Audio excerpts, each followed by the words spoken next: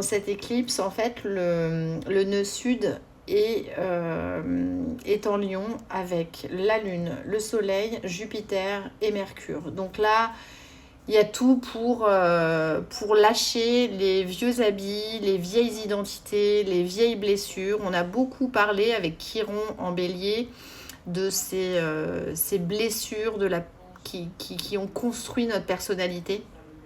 Et là, en fait, cette éclipse, elle nous demande de... Bon, ok, vous avez bien travaillé les jeunes, maintenant, on se met au boulot, quoi.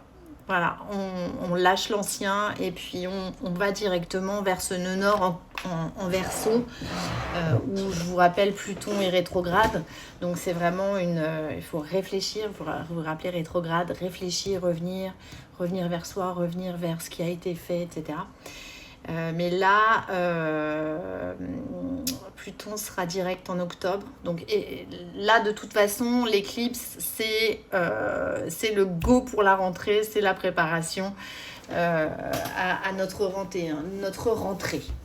Voilà. Donc, puis cette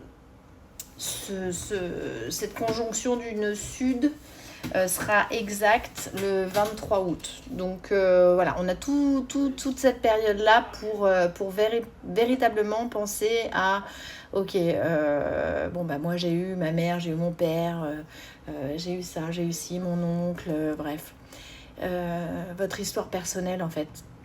La résilience est quelque chose de très important pour la construction d'un futur beaucoup plus serein.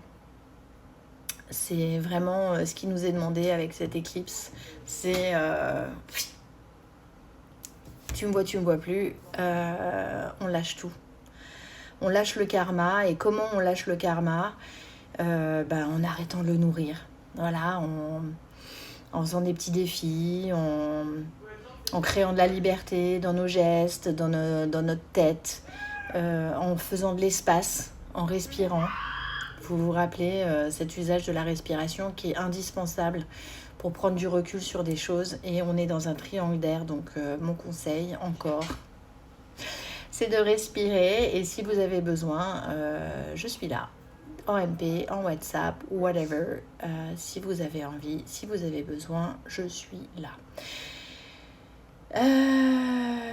Je vous embrasse et je vous souhaite une très belle semaine, une très belle éclipse. Protégez-vous. Ne regardez pas le soleil dans les yeux. Il vous éblouirait et lâchez l'ancien. On y va. Allez.